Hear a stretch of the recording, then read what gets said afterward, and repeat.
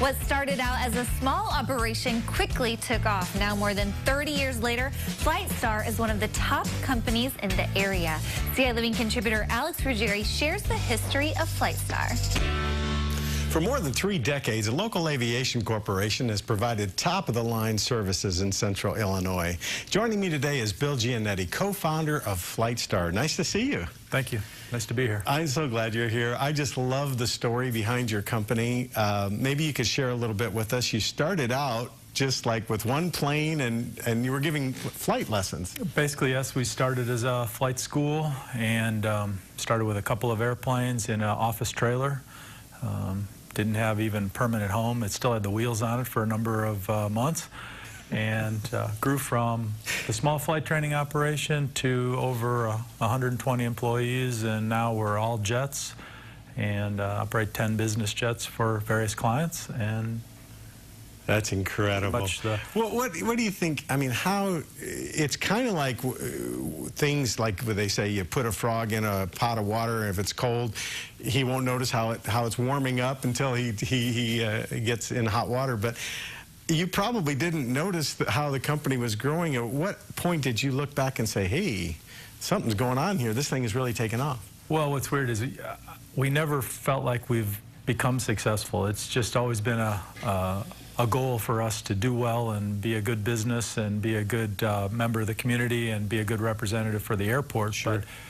But it's like anything else. When you stop any one time and look back and say, wow, we started out flying these light single-engine planes and now we're in the world's largest purpose-built business jet, it's pretty amazing. And one of the things that drives it home is every once in a while a piston plane from our era that we used to fly, like a 6-seat piston engine plane, will show up on the ramp, and we'll say to some of our newer pilots, that's what we started out in. And they're like, no way. I mean, they can't even believe it. I can't even believe it. It seems like it was in a dream or another life that we flew those kind of airplanes. And now flying basically all over the world in amazing jet airplanes, it seems strange that we used to fly piston planes back and forth to Chicago Meigs Field. Yeah, that's crazy. It's like talking to your kids. When I was a kid, we used to watch The Lone Ranger in black and white, and we used to like, and we had to get up to change the channel. I mean, they just don't have any clue, you know. Exactly. But tell me about why you decided to go into aviation.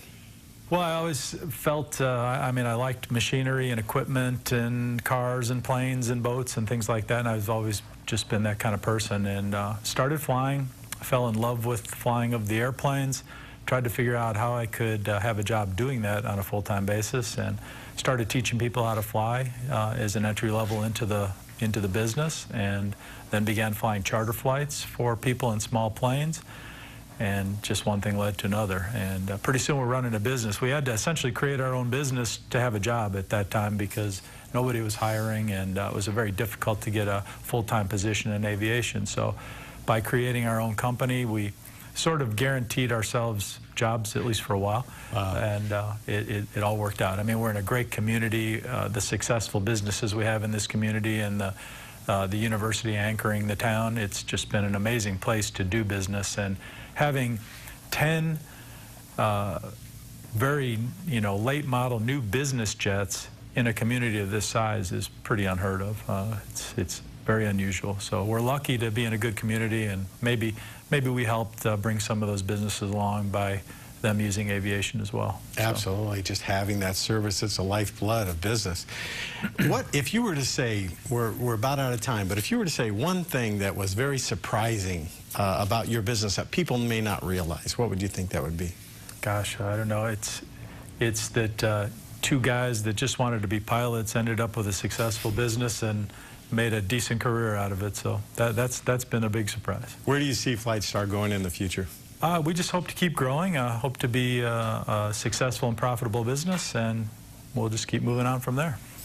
Well, I don't know that there's a lot of our viewers who would necessarily want to rent a business class jet airplane, but if people want to find out more about Flightstar, how would they go about doing that? Just our website, flightstar.com, or our 351-7700, and if you'd like to know how much it costs to fly somewhere in a business jet, it's a phone call away, And you might be surprised. There are some times when even the average person may make use of an airplane like that to travel to some event that may be taking 6 or 8 people, weddings or other family gatherings, things like that, or important business meetings, and it does make sense.